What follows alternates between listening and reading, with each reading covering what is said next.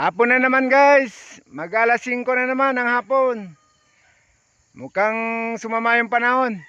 Mukhang uulan guys. Ilikpit ko na muna tong mga alaga ko guys. Andyan sila sa baba oh.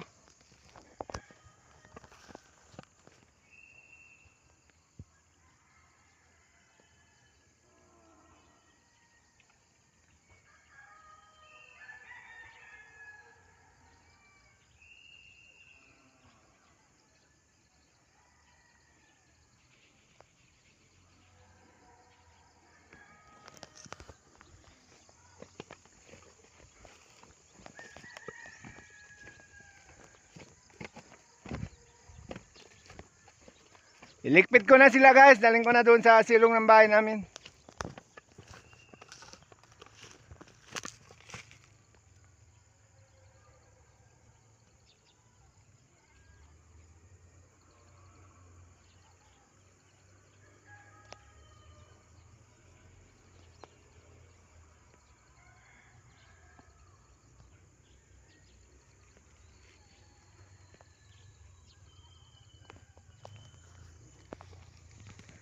Lima lang yan sila guys.